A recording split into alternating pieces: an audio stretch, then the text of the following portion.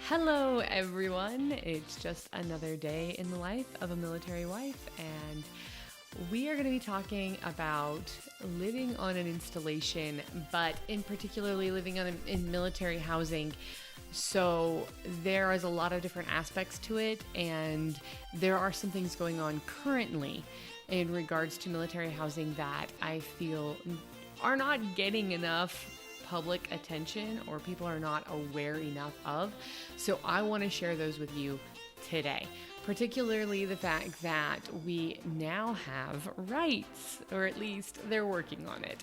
Not every military installation has renters' rights, but that is something they're working on. So we are going to be covering that. I'm going to cover some other things in regards to military housing and that we are finding out now.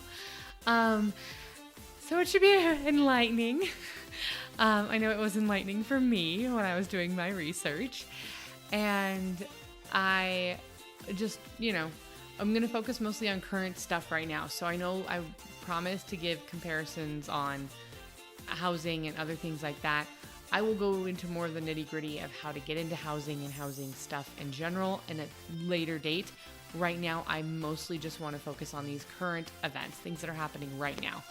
So, that said, this is Life of a Military Wife, and I am your host, Sam Wolf.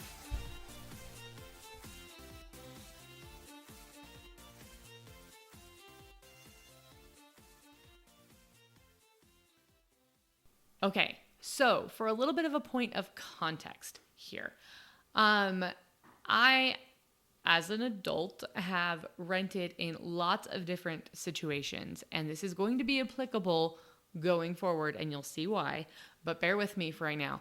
I've individually as a single college student, and a single adult, as a young married couple, as a young family, as a family with kids, family with dog. We've rented apartments, condos, single family homes, townhouses, on military installations, off of military installations, in the military, out of the military. You name it, we've probably rented in that environment, and also in 6 different states in the United States. And the one thing that is fundamental, regardless of where, what, and everything else, is you need to know your rights. You need to do your research. And that is a huge part of what this topic today is about, is what are our rights as military families living on military installation? It's surprising to most people that prior to 2020, actually 2019, there was no rights. We had absolutely no rental rights as military families on military installations. And I personally feel that this was largely the reason why a lot of people elected to live off. They'd even rent off of a military installation instead of renting from a military installation, because there were not as many safeguards for them. And things are changing. Sadly, things had to get pretty bad before they got better. And things are still getting better. And we have lived on a military installation for a while now, and we probably would consider living on a military installation again, but I know that it is a very hit or miss sort of thing. The first part of this, unpacking this whole thing, is understanding what historically living on a post has entailed. Initially, post housing was maintained by the military installation, I believe, or at least it was contracted or whatever. Some of these homes and these apartments, townhouse things have been around since like World War II or Korea, or they're just old. They're really, really old, and they've not been updated. I know that there was a marine installation that was having units that were cross-wired, so you could be paying for your neighbor's electric use and all sorts of weird things like that, or for the street light out in front of your house, it would be charged to your bill because things were just not really planned out very well. And anyone who's lived on a military installation realizes that these homes were not planned out very well, specifically depending on your rank. Sadly, lower enlisted ranked homes are lower quality on the average. Some installations, that's an exception. Some installations not. Again, research is important. But also, maintenance was a huge issue for a long time. So the government switched over to private contractors. Basically, these private companies that were supposed to be maintaining the homes, and they weren't doing a very good job. And the leadership of the installations were not making sure that everything was being taken care of. And sadly, I've seen this myself. Depending on what neighborhood you live in, you get better service sometimes because the management companies just don't always take everything as seriously as they should. So one of those management companies is Balfour Beatty. And Balfour Beatty Communities is still running a lot of the homes, like the maintenance and stuff, for a lot of the Army bases, but they're currently being investigated by the Air Force. So, yay, good job, Air Force. You at least caught the fraud because there was fraud going on. Two employees have just pled guilty for fraud for actions that took place between 2013 and 2016. Basically, they were fudging the numbers. Maintenance requests would get put in, and instead of actually doing the maintenance requests on time and to the satisfaction and quality that they needed to, they would just fudge the paperwork and say they had when they hadn't. And so homes were not being properly maintained. This was particularly taking place at, so one of the managers who was pled guilty for this, he was over Lackland Air Force Base, Travis Air Force Base, Vandenberg Air Force Base, Tinker Air Force Base, and Fairchild Air Force Base. And then the other one was the direct supervisor for Lackland Air Force Base. So basically there ended up being a lot of complaints about all of the really poor and shoddy maintenance, asbestos, black mold, all sorts of things, wiring issues.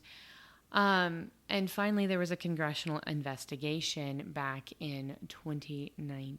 It was 2018. Anyway, there was a congressional investigation that took place, and they started calling people on the carpet for it. And I remember because it was happening right about when we got to our current duty station.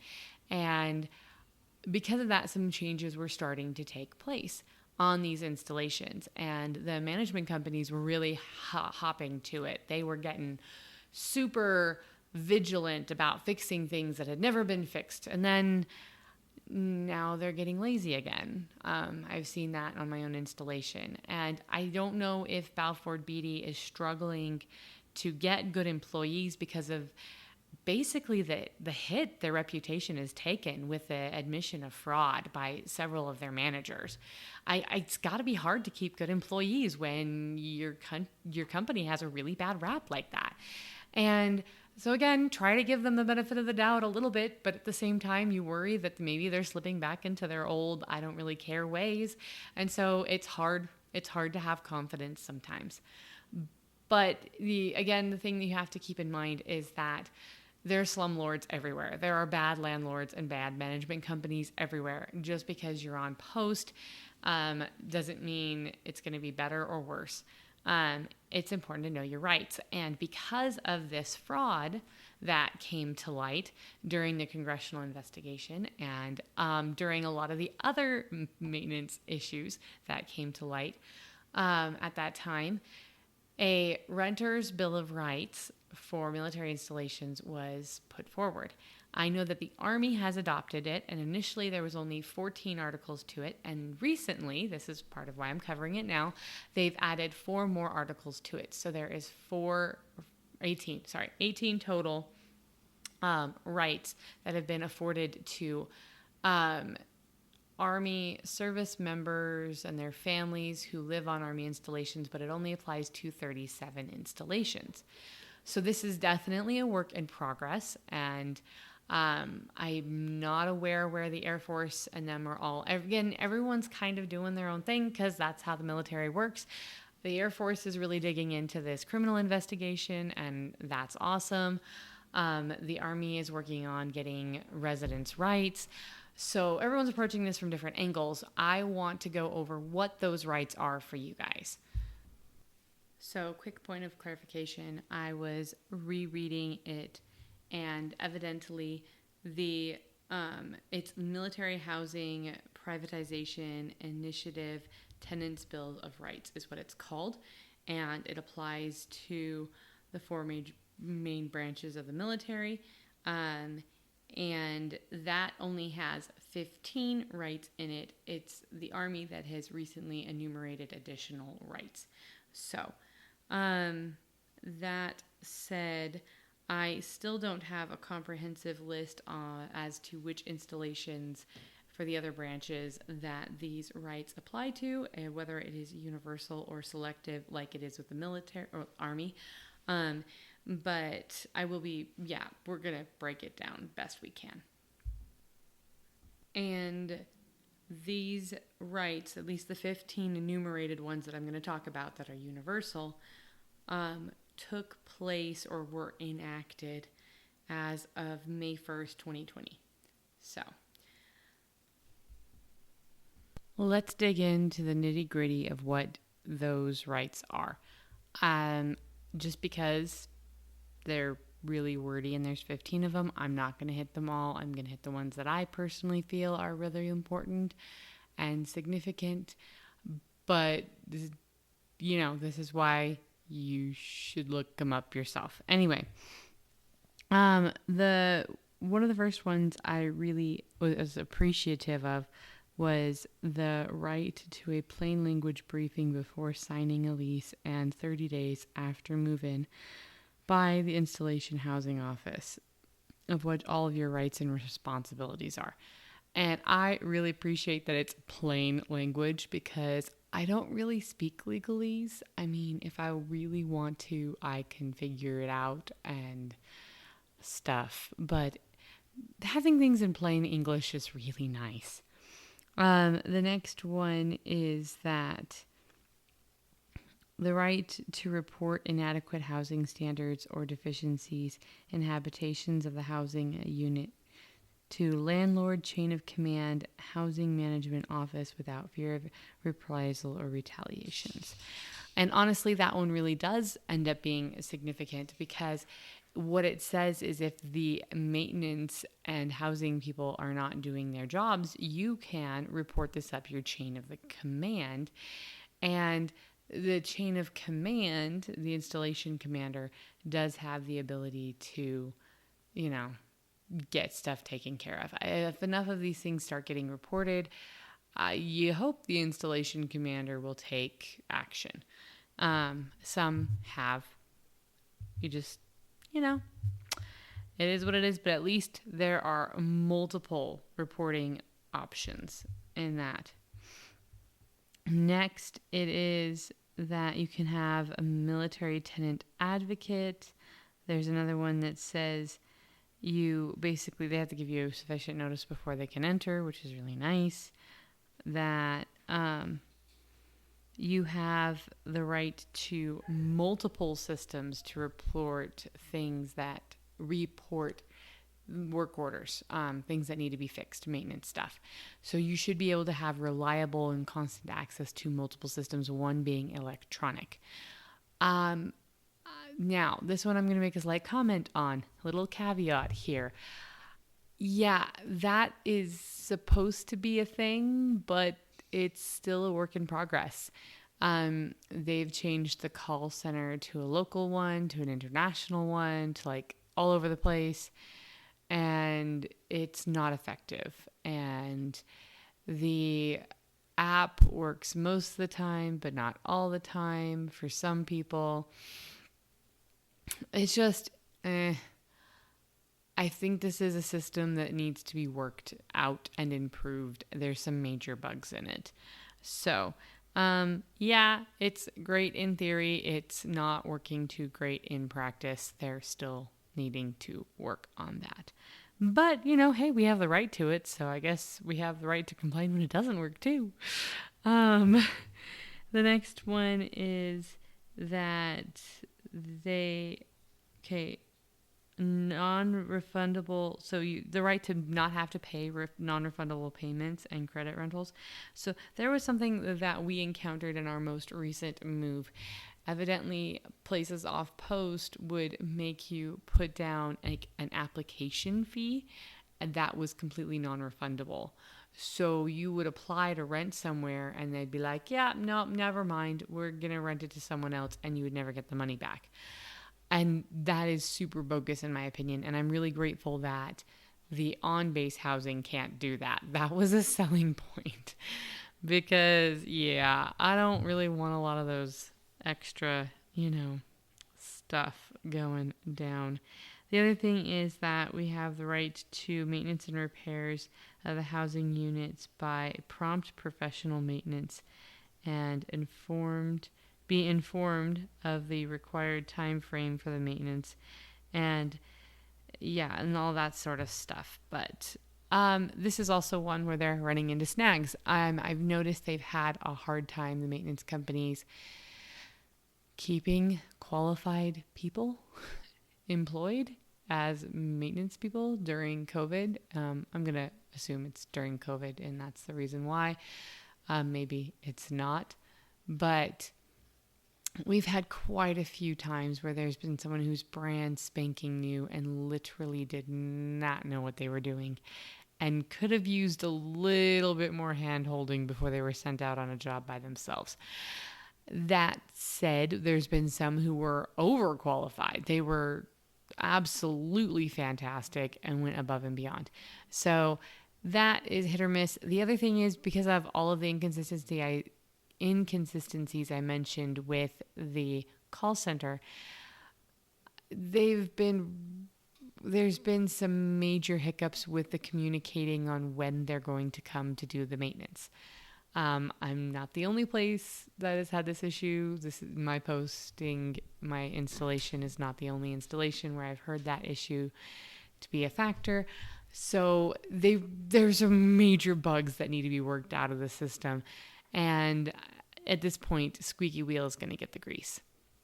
So, that all said, go back, read it for yourself, go through it, review it. There's some that the Army have now that I don't know if they apply to the other ones. But any housing situation is going to have its complications. And your best advocate is always yourself. So being informed, studying up, that's going to be best for you overall. And what's best for your family in one installation might be different in another installation. There are some installations where honestly it makes more sense, or it made more sense for our family to live off the installation. And then there are ones where it's made sense to live on. Every housing market is different. And they're trying to standardize the paperwork. That's one of the last ones. They're trying to standardize the paperwork as much as possible. But it's not going to be 100% standardizable. Yeah, we're going to pretend that's a word.